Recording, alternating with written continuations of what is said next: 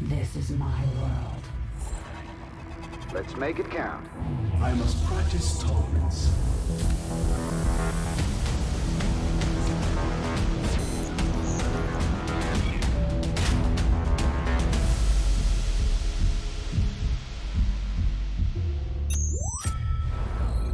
GSL 세즈만 Regeneration. Mountain Dew GSL 세즈만 Regeneration. I was not expecting this twist.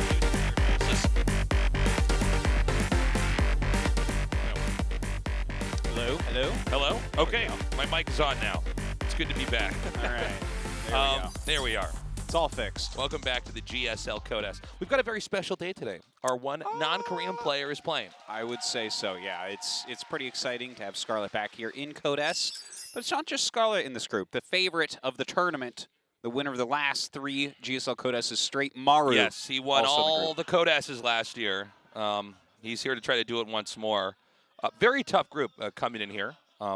Yeah, we were talking to Scarlett backstage a little bit. Yeah. All 4 of these players are top 16 MMR on the Korean ladder. So crazy. That's pretty insane. Because this is the round of 32. They should only be top 32. It only makes top sense. 16, and there should be 2 in the top 32. So we've had a pretty busy schedule down here at the GSL. We've also been doing the ASL as well. That's our StarCraft 1 tournament, the sister tournament to the GSL. You can find that every Sunday and Tuesday night. But we got a lot more GSL days to get through. We started our season a little bit later than normal, so we're actually going to be on tomorrow as well. I know that we're basically never on Thursday ever, but we will be tomorrow, and it will not be at the normal time. It's going to be at 8 p.m. That's right. They want to make sure that none of us get to do anything on Valentine's. And yes, this is very true. It's going to be a very lonely GSL. So if you're alone as well, feel free to join us at the GSL singles party. It could be a couples party too. That's a good thing to do on a date. Go to GSL. Absolutely. Probably the best thing, really. And the third best of 3, that's when you start trying to hold hands. You start hover handing like that. Yeah. You wait till a big baneling goes off. You go, whoa, and put your arm around. Just jump in their lap like that. Yeah. So, yeah, we're going to be on starting at 8 p.m. on Thursday. If you need any reference, we normally start at 6:30 p.m. On Wednesday nights. So it would be an hour and a half later than when you would normally find us on a weekday. That's right. So going to be a very, very late night, but still a lot of fun, no doubt. And then we have a day off on Friday, followed by the Saturday time, which is earlier in the day, 1 p.m. It's the one that's kind of better for the American viewers. Yeah. So, by the way, we should point out here, we only have 1 Zerg who's advanced so far into the round of 16. I think we'll probably have a few more try to squeeze in there. But right now, Zerg's not looking too hot. Well, we have 2 Zergs in this group, but the other 2 players are Hero and Maru, so it could be a bit tough. We're going to play a quick video, and then we're going to hop into these games here.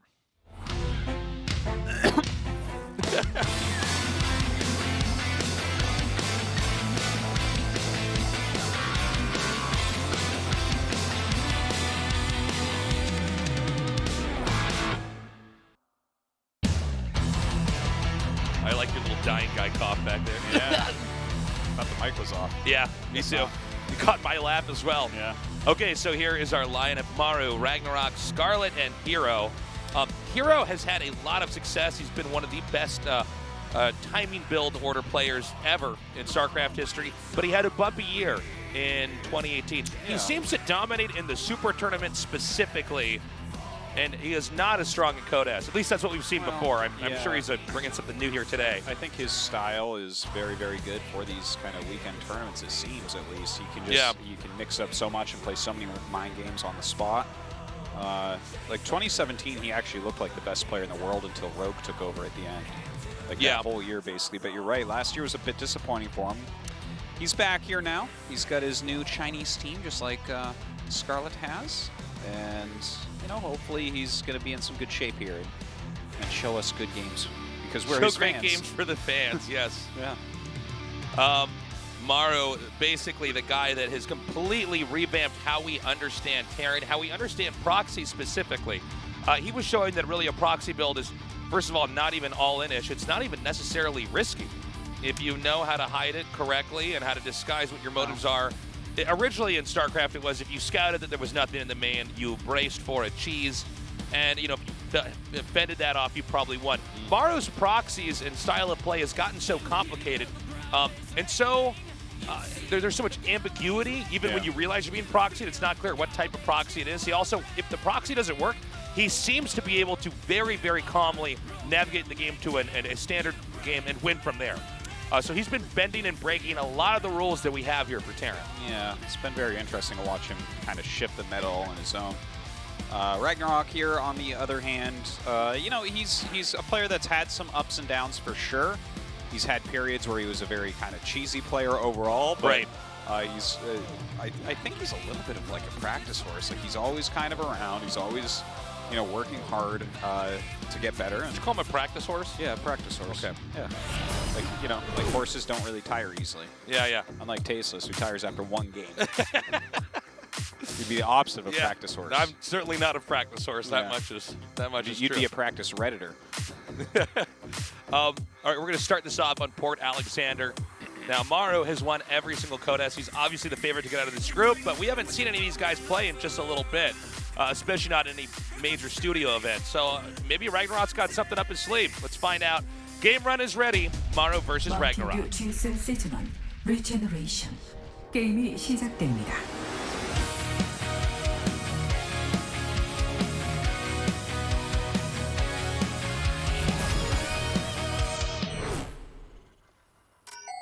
포트 알렉산더.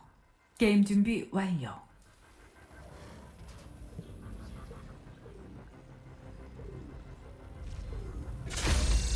지네어 그린윙스 마루. Really lively audience here today. Indeed. Not all audiences are made equally, by the way, guys. That's true. Some of you guys are better than others. Today is a good, Gaming. lively audience. People RagnaroK. clapping when the show started. Good cheers on both sides. Yeah, very excited crowd here today, indeed. Yeah. So, going into this game, no proxy here for Maru this time around. I think we probably will see one in this best of three unless he's mixed it up.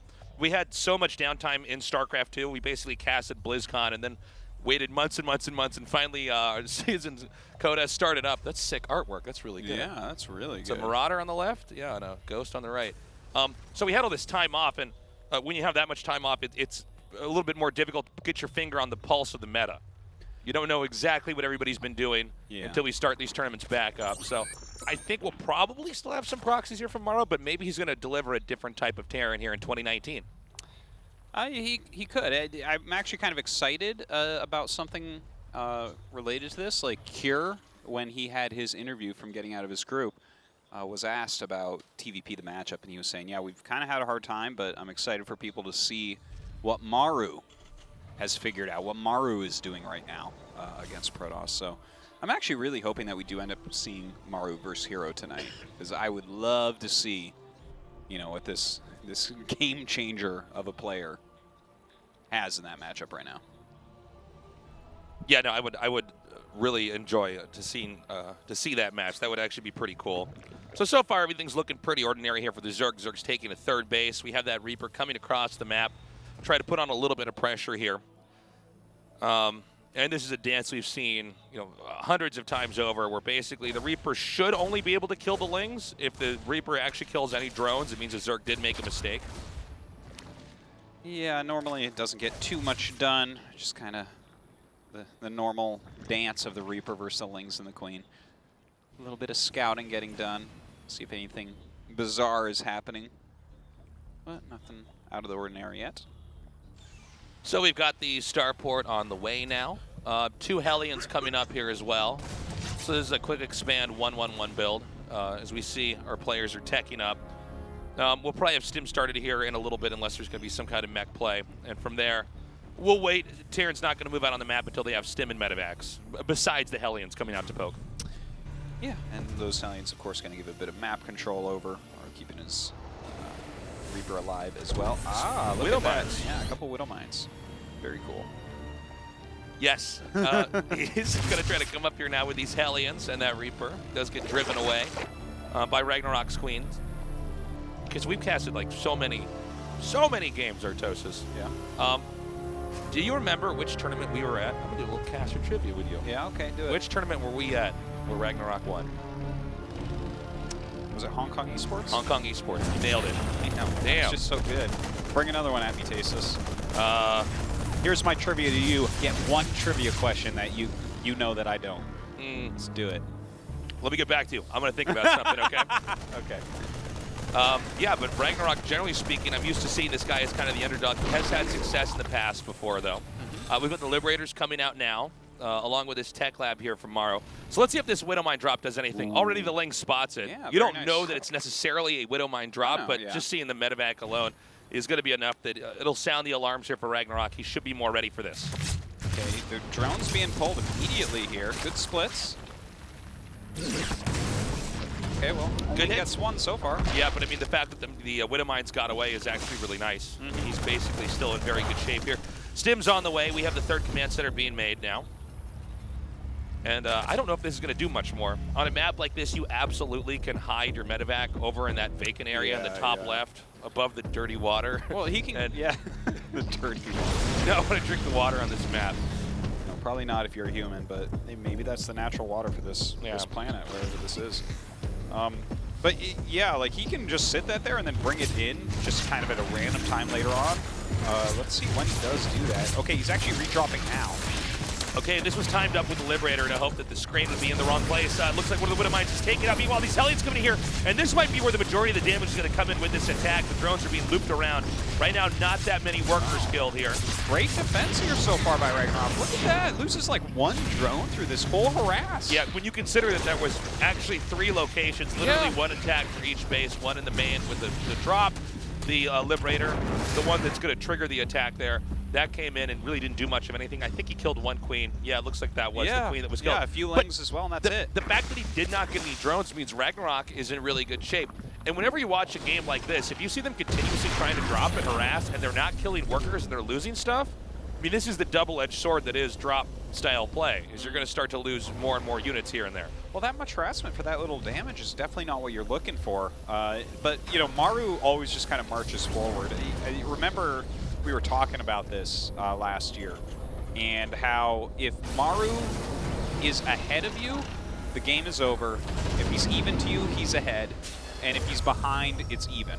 Yes. Like, that is actually the way to look at Maru playing against people. Because he's just basically the best Terran in the world by far. He's getting 1-1, by the way, and going for that Hydra death. Yeah, and it just says standard Hydroling Bane, it looks like, from RagnaroK. The 1-1 is quite a bit slower than Maru's, so that's a little bit beat. Okay, he's coming forward. He's going to get one of these Queens. Great pickup there, Maru immediately backing up. Now, RagnaroK's creep spread, if we look more towards the upper center of the map, it's looking pretty good. He's continuing to grow. Yeah. On this map, if you expand down, just due to the way that Maru's already expanding, the bottom left is going to have a lot of tension there. You can basically protect the third base and push into the bottom left corner pretty easily. And so we're probably going to have a game where that's going to be where the majority of the action is, unless RagnaroK decides to then expand back up to the top right. Well, Maru's going to push out right now. He's going to have a 2 upgrade advantage, which is gigantic. Baneling speed is not quite done. 3 siege tanks versus no Baneling speed. I'm a bit afraid. If he loses his 4th base, that's all Maru really needs, generally. Okay, he's coming up now. We have RagnaroK gearing up. Stimming coming forward. Now, the siege tanks are placed pretty nicely here in the back. You can see he wants to wait for the rest of these upgrades. Still 1-1 is actually pretty far away. Basically, this hatch is going to go down. If Zerg doesn't do something right now. He's going to have to pull the trigger. Yeah, he does it the very last possible second. The siege tanks targeting some of the Banes here. Okay, one decent connection. Oh my god, that was perfectly done. Oh, the tank still lives. Oh my god. Okay, now hold on. Does he have enough to defend the next wave? The hatch is super low. Oh, I don't know, man. I think that this hatchery is probably going to get picked off. Another siege tank is actually coming in now. Oh gosh, targeting down those Banelings, fantastic for Maru. I can't believe this hatch is still alive. It's at like 5% HP. Looks like he's going to scan over here. He wants to make sure he doesn't hit from another side. More reinforcements are coming up here, but there's a lot more Banelings being made. And the 1-1 upgrades are done. I mean, Zerg has what they need now if they want to fight this. I actually don't even know if Maru can try to turn around. He doesn't have enough medevacs to pick everything up. He basically has to commit to this push over here. Well, that hatchery does get picked off and just picks everything up in the medevacs, flies back towards those siege tanks. Maru Okay. looking pretty darn strong. Yeah, he actually has enough medevacs over here. It's so sick. Sorry, Marine. Had to draw straws on that one. He's like, seriously, guys? That was beautifully done. And now Maru has a much, much easier win here. Like, the closer should be straightforward. Well, the fact that he's taking his 4th right now, and it's like a little bit ahead of the new 4th, the retaking of the 4th of RagnaroK, just shows the type of multitasking macro power behind Maru here. It's crazy. But here's the thing, RagnaroK has actually played a very nice game so far. He's defended everything well. He's done a good job, but that attack on the 4th was too strong. And now he's down in supply. Okay, another scan here. He's going to try back up a little bit over here. Another good pickup. At this point in time, Maru just has to play a clean game. He should close this out. This is going to be a real uphill fight here for RagnaroK. Kind of frustrating because if you get the Zerg in this position, there's not a lot they can do to respond to this. They basically have to just try to have an uphill fight. Try to get that expansion up. Just try to hold off all your drops and harass. Well, you know, I'm looking at this position right here for RagnaroK, right? He's going up into the hive, but 2-2's going to finish up, which means that Maru will push again. Like, I think the push on 1-1 was very strong, but 2-2 is really the death push from Terran most of the time. Look at this. Very close to max. He's going to have that 2-2. I guess RagnaroK will as well because he got his upgrades started very quickly. But can his army actually make it through this? Yeah, with all these upgrades finishing up, vehicle weapons even finishing up, making those siege tanks splash a little bit stronger. A stim coming down here. Now, this is basically all the banelings that RagnaroK has. Just wanted to put a tumor down. The creep is being pushed into a kind of an uncomfortable spot now. He's going to have a good setup to try to pounce on that bottom left base. There's a drop over here in the main. I'm not clear if RagnaroK has enough to split everything up and hold this. It looks like these are 2 attacks on different sides of the map that on both sides I think RagnaroK actually can't deal with. The siege tanks are just so expertly placed right now, it's really hard to engage onto this. See, as soon as he goes forward, he pulls back, and it's so far to get there. This 4th base, I mean, I guess he can hold on to it for a little bit, but he's going to bleed units the entire time. If you look at how good Maru is at splitting, he basically just never lets these banelings actually make contact with the Marines.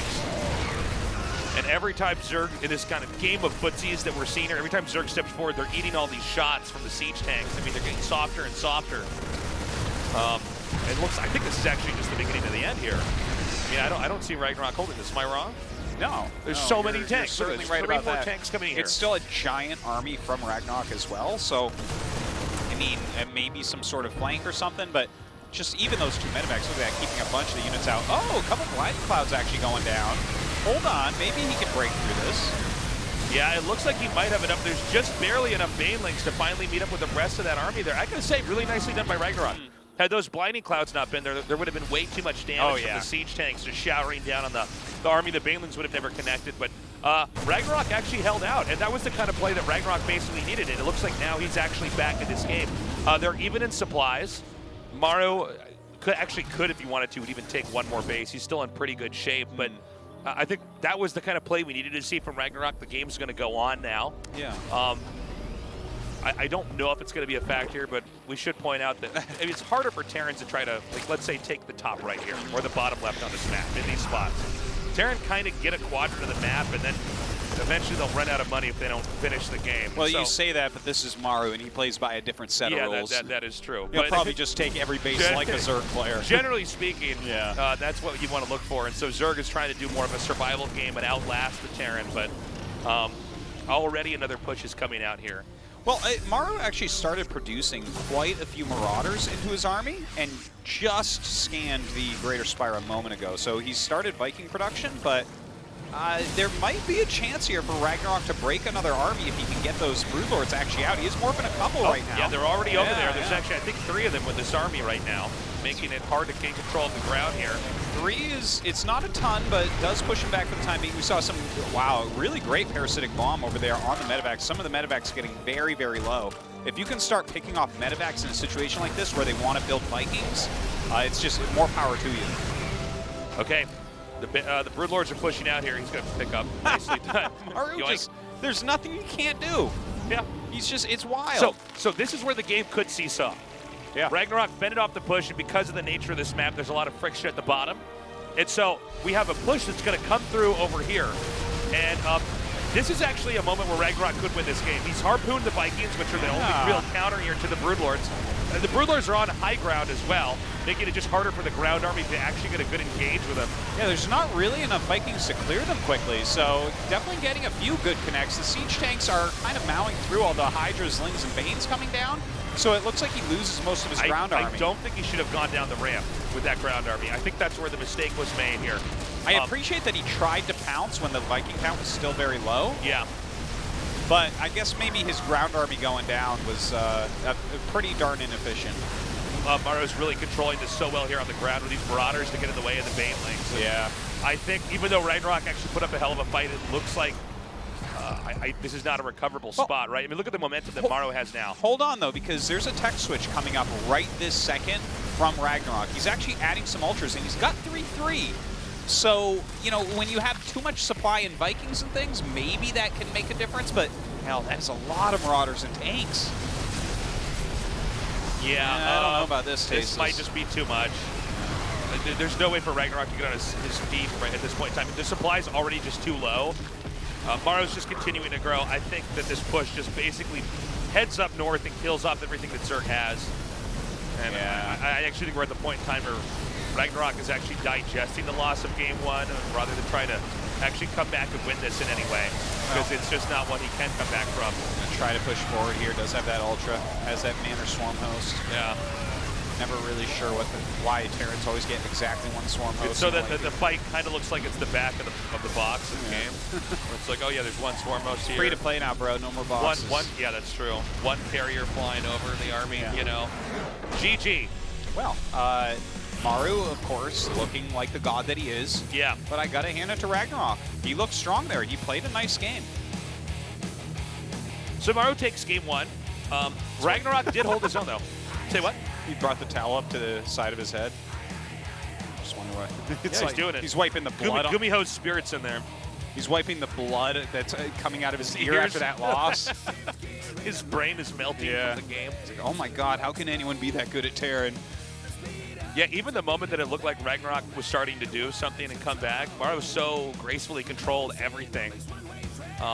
And then, you know, all that tech that RagnaroK had invested in, you know, all the Broodlords, it just wasn't enough. And Broodlords are terrible at retreating. I mean, if you start to lose a fight in the middle of the map, your Broodlords are there, you're going to lose all the Broodlords. Yes, that is until unfortunately Zerg very true. Until Zerg acquire Protoss Imagine recall. if every race had recall, the abusive things you would do. Oh yeah, crazy. So much stuff you could do with that. Lings run in your main, just kill all your workers and then recall back. I'm like, seriously? They get to keep the Lings too? Yeah. Okay. All All right, guys, game two's ready. Let's go. Regeneration. 게임이 시작됩니다.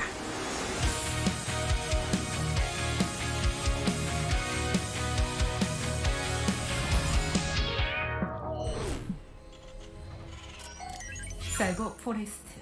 게임 준비 완료.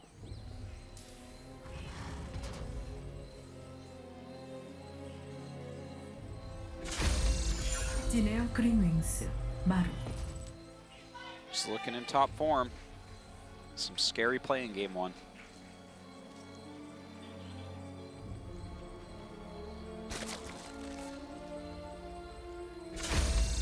사이스톤 게이밍 라그나노크. And again, with play like he just showed in another group, I feel like he would almost be favored to get out, right? Yeah, RagnaroK's actually top 10 on the ladder right now. I mean, he's in really good form.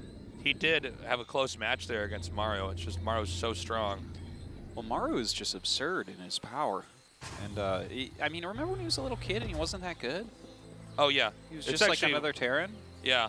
And then, like, by the time Heart of the Swarm came out, he was, like, basically top 2 Terran all the time with Innovation. But Innovation was, like, #1. Yeah. I mean, Innovation's still very good, Tasteless, but he ain't no Maru. No, it's kind of crazy because, you know, GSL's been going on for so long. We really have gotten to see some of these guys grow up. See them when they were. I mean, I remember when he was just like a super little Just kid. a little kid, man. Just a little guy. Now he's you know? well. Now he's a little guy. Yeah, he's still a little guy. He's not that old yet. Yeah. But yeah, it's kind of cool to see that he's kept coming and has gotten to the point where he's almost untouchable. I mean, it was a big upset when he lost to SOS at BlizzCon. Yeah. That was, I guess you should never be too shocked if SOS beats anybody in a series because he's also very good at planning stuff. But yeah, I mean, it was a big shock after he won every single GSL. A lot of people thought, okay, maybe we're going to have a Maru Serral finals. We can hope this year, perhaps. We can dream. Just keep SOS out of that equation. Okay. Oh! Get him. Oh, that Okay. is so annoying. This is actually one of the few things that you can't allow to have happen at the start of the game. Yeah. Because if the Reaper assassinates the drone, it's so hard to ever get a drone over there. His play was so swift with the micro of the SCV to block one geyser, and then he ran the Reaper up to touch the other geyser, and he had put exactly enough damage down so that he could actually prevent the drone from making the hatch because he killed it right before. That was like really tight and really close. Yeah. Now this may trigger RagnaroK to do something dramatic, because not having the third base already almost done is basically unacceptable. This is so funny. He's like just barely keeping the Reaper out. Look at that. He bounced it into where the hatchery's made. Okay, he gets it set up. Maru's playing a different game than everyone else, man. He's so good. Yeah. Just like every little thing he does. By the way, losing a really close game like that and then having a really bad start here for RagnaroK is not good. I mean, I think already you're just feeling how much stronger, how much more map presence Maru's able to have here. So let's see. So far, it actually does appear that RagnaroK is still going to try to play a standard game. I was wondering if maybe that third hatch gets delayed too much. You want to do some kind of like a Night Assault in or something weird like that. Like, just try to steal the win, negate the advantage that Terran got by doing something crazy. I mean, possibly. Nidus is definitely very strong right now. This game, there is non-stop Hellion production occurring along with that medevac, right? So last game we saw 2 Hellions into 2 Widow Mines for a draw. Yeah. But now that it's more Hellions and there's a medevac out, Hellbat time. Mm-hmm. Bats from hell, Artosis. Aren't all bats from hell, though? Yeah. Bats are pretty creepy, Except man. little baby ones. Little baby ones. Little baby bats are cute. Eating fruit. Yeah. Little fruit bats. Oh, yeah. They get it all over their fur. They're basically flying mice. Yeah, they are kind of like flying mice, aren't they? Okay, hold up. Hellion starting to push this away. We don't have any kills here on the wow, I thought that was hitting the medevac the whole time. I guess not. Yeah. Putting When we damage clicked on that, I thought that's way too much HP. So the drop doesn't work, but of course Terran keeps all the Hellions there. So when the Hellbat push starts to come out, it's going to have a lot more damage. Well, third base is coming up. Baneling Nest on the way. We don't see evolution chambers or anything like that yet. And the Hellbats have arrived now. Yeah. Now they haven't killed any workers yet. This queen is still alive. Ooh, very good micro, but he's going to lose the medevac. Okay, hold up. He just needs to pull these drones now. Only 2 kills. Wow, again, very good defense overall. Very clutch hold here by RagnaroK. And it costs a lot to make this many Hellbats. Yeah. And in fact, he's even going to get these last 2 over here. Is he? Yeah, he is. Getting the absolute utmost out of that, though. But this reminds me of the last game where RagnaroK is kind of defending all the blows without taking too much damage.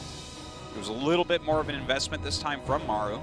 He's bringing around the Liberator now. But yeah, you are making a good point. It is like in the previous game where RagnaroK was actually holding everything off and looking fine, and then this push came out and it still was too much to handle. oh, well, it's getting worse now. 4 Okay. drones killed there. Maru's going to shift this Liberator over to this corner. Still doing a lot of damage. I don't feel like RagnaroK's really responding with any authority here. Oh my gosh, look at that. Thought he was 6 going to drones killed. Plus the 2 previous. Okay, more drones coming here. I'm sorry, did he make evolution? Oh yeah, he did make the evolution chambers. Okay, so Stim is going to finish, so we might see a push coming here from Maru. That's when he can actually rely on his Marines instead of just, Liberators and Hellions or Hellbats. well, yeah, and obviously you want to push the creep back some, but the 4th base he just scouted, and that is almost always the point of tension. in this matchup. You really want to be able to take that out. Of course, we saw him kill it in the previous game with a 1-1 timing push. 1-1 going to take a little bit longer, but definitely, as you said, with stim done, you can get out there. I'm not going to say for sure, but this game is actually looking a lot like the previous game. Yeah, I think we have a fourth base setting up over here. Seems like Terran is probably going to try to put pressure on that fourth base, since it is just naturally the closest location to push at. RagnaroK so far telling us that he really likes to hug the corners of the map when he expands. Yeah. And so I guess we're going to have to wait and just see, can RagnaroK hold off Maru's push? Because Maru probably, out of all the Terrans that push, basically ekes out the most damage. Yeah, well, for sure he does. It's part of his power. Oh my god, actually a nice little run by there. Doesn't look like he'll get too much damage done, though. Okay, meanwhile, these really great control here with these Marines, actually shaving off a lot of these Banelings. I could pick up on the tank, though. I think that was good control on both sides right there. Sure. Maybe Maru pushing a little bit prematurely. Now, 1-1 is going to be finishing up for RagnaroK relatively soon. This push is not that big. I don't think he's going to lose the fourth right now. But he's making a Spire. He just finished up 10 mutas on the way, so that is a big difference from the previous game. Yeah. Once again, these legs just staying out of range of the tanks. The creep spread's pretty good, but if Terran can control this high ground, this is a really ideal position to try to hold. It looks like he wants to push one tank up into that high ground. Yeah. That's going to make it so much harder to engage. But with 10 mutas, that does make it different. Okay, he's now got a siege tank set up. He's going to try to start fishing out some of the Banelings and the rest of the army to come into these tank shots. Creep spread being killed off. Maru being cautious to not overextend here, but this muta counterattack. Instead of trying to directly address the threat of the push, he's going to try to have some counterplay here and come in on the other side of the map. Okay, well, I guess he can still delay a little bit. But look at this, going to jump on top of that turret with these mutas. Kills it very, very quickly indeed. Marines just mowing down, though, on that fourth base, killing the queens, and very soon that hatchery, it looks like. Yeah, the hatchery's getting pretty low, and there's definitely enough space here. I don't know if these Banelings are going to be able to actually... Oh, man, that was a rough retreat. I think he's going to get this hatchery popped here. Ouch. Yeah, that hatchery's going down. He lost quite a few mutas, I think, flanking it, too. Look at that. The thing is, too, I feel like he could probably just go home. I don't think there's any way for Zerg to try to come in here and smash the push. Well, once you kill the fourth, just back up, get into 2-2. Look at this. He's going to add some Thors in there as well to counter these mutas. It's looking pretty rough right now for RagnaroK, unfortunately. Okay, Marines and tanks now moving down. Unfortunately, this unit composition, if you have enough Lings and mutas and Banes together, you can absolutely fight the Terran. But at this point in time, it seems like Maru is physically bigger with his army. And that's when Ling, Bane, Muta actually doesn't tend to do that much, especially if you have good control as a Terran. Yeah. You can't really play from behind with this unit composition. It's hard. You really have to rely on things like this counterattack, right? But 5 SCVs killed for a group of Lings is not really enough when he's coming up to kill your new fourth base. Yeah, and this is another angle. It's going to be very tough to get. It doesn't seem like there's any real interest in Maru trying to claim a fourth base. Instead, he's just staying back and trying to do as much damage to RagnaroK. And so far, it's working. I mean, this hatchery is basically going to go down, right? It's like about 1 HP. Yeah, it's going to fall. And in fact, the army of RagnaroK going to fall as well. Yeah. By the way, I do want to point out, it's really impressive when you see these guys fighting, and the hatch has like 1 HP, and Terran knows well enough to not just try to target that, even if it takes a split second. Just know I'll probably just win this fight. He didn't want to attack me, but he's so desperate to keep the hatch alive. And then he kills it later on. And this next attack is going to kill RagnaroK. There's just no two ways about it. RagnaroK's 2-2 is very, very slow. He's making a ton of Banelings right now, but he's sitting here on 3 base economy for so long. In fact, half the army supply as well. Gosh. Yeah, this is a very straightforward way to take out a Zerg. I mean, you just never let them grow to where they need to be. We got these Thors now hitting all of these mutas. This is a pretty decent attack here by him, but it doesn't matter. There's already a push being set up in the main. GG, Maru takes game 2 and moves on to the winner's match in Group B of the GSL. Maru's just a different level, man. He's so good. And I can tell RagnaroK's in really great shape. Like, his play looks very strong. That's one of those games where when you look at that, you would actually just assume that Terran is stronger than Zerg. I mean, Zerg looked hopeless there. Yeah. But that's how good Maru is. Well, I'm excited to see how either Scarlett or Hero tries to take on Maru. you know, obviously with Hero, a completely different matchup, and Scarlett got to see these games and see what Maru is really prepped for today. Yeah. But before that, Tasteless, Hero versus Scarlett. 2 fan favorites going at it. That's right. That's going to be a very exciting match, and we're going to be going to that in just a little bit. Stick around when we come back. Scarlett versus Hero.